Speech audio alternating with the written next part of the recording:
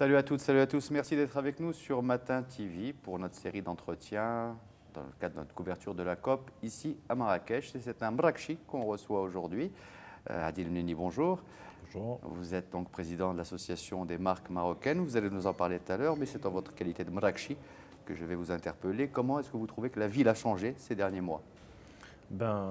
Comme vous l'avez certainement constaté, Marrakech est aujourd'hui la capitale mondiale du climat. Marrakech a profité justement de toute cette médiatisation qui a été faite par vous, médias, mais aussi par toutes les instances gouvernementales, politiques et internationales. Et on est fiers d'accueillir cet événement au sein de notre ville. Et ça a changé quelque chose au niveau des transports, au niveau des dispositifs énergétiques, etc. Il y a eu effectivement des aménagements. On a profité de budgets qui ont permis aujourd'hui d'embellir la ville. Vous avez certainement constaté que Marrakech est fleurie, Marrakech est verte. Et Marrakech aujourd'hui se dote de moyens de transport écologique, une première au Maroc et une première en Afrique aussi. Donc les Vélib, une première aussi pour une ville marocaine et certainement aussi en Afrique. Et les bus électriques. Les bus électriques aussi. C'est un très grand pas qu'on fait vers justement la démocratisation de ces moyens de transport écologique dans notre ville. Donc la ville aussi a profité de toute cette activité. Donc plus de 30 000 visiteurs attendus pour la COP. Donc le secteur touristique bat son plein, l'artisanat, l'industrie des services. Aujourd'hui, la ville vit au rythme de la COP22 et on n'en peut être que fier et content. Alors bien sûr, un impact sur le tourisme, mais on parlait aussi de l'impact sur les mentalités, peut-être au niveau des entrepreneurs, avec de plus en plus la conscience que l'écologie doit faire partie de leurs préoccupations. Voilà. Donc au niveau de l'association professionnelle des marques marocaines, nous, on a aussi communiqué à ce niveau-là et on communique avec nos membres de façon opérationnelle pour leur dire que c'est une occasion qu'on a de pouvoir mettre l'écologie, le côté ne serait-ce que économie d'énergie ou utilisation d'énergie propre dans leur process, est une occasion extraordinaire aujourd'hui. C'est vraiment un avantage qu'on peut directement acquérir, alors que d'autres pays ont mis parfois 20 ans, 30 ans à pouvoir introduire ça dans leur économie. Aujourd'hui, nous, l'événement, la COP22, a tellement mis l'écologie et l'économie verte en avant que ça devient un sujet de discussion au sein de l'entreprise. Et ça, pour nous, c'est déjà un grand pas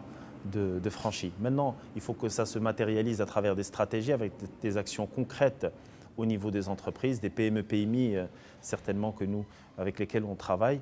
Et je pense que le travail a été initié. Maintenant, c'est à nous, c'est à tous les opérateurs, l'État, la société civile et les entreprises elles-mêmes, les salariés eux-mêmes, de pouvoir continuer sur cet élan et capitaliser sur cette opportunité qui est la transition verte de nos entreprises. Concrètement, ça consiste en quoi cette transition verte pour une entreprise au Maroc aujourd'hui? Ça peut partir déjà en mettant des minuteries pour éteindre des lumières. Je veux vraiment du B.A.-ba. Oui. Ça peut être dans l'utilisation de compost pour pouvoir alimenter des chaudières ou des fours à poterie dans l'artisanat artisanal.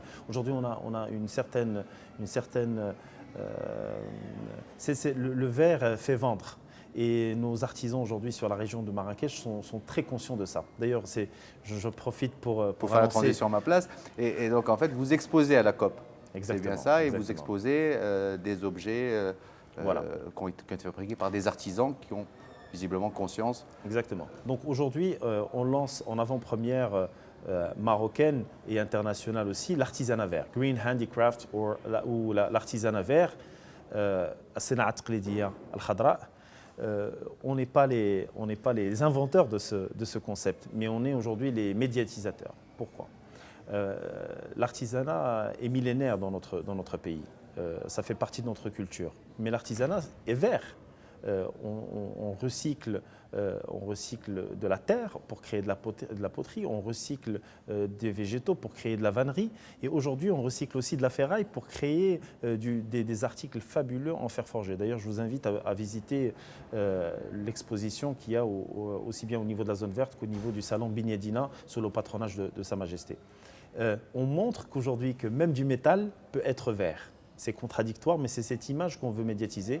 C'est que le fait de réutiliser de la ferraille, de réutiliser des vélos, de réutiliser des déchets qui mettront peut-être des milliers d'années à disparaître dans la nature, permet de créer aujourd'hui non seulement des pièces artistiques fantastiques, mais de faire travailler des gens dans un secteur qui est réellement très important dans la région de Marrakech, mais dans le Maroc aussi, qui est celui de l'artisanat.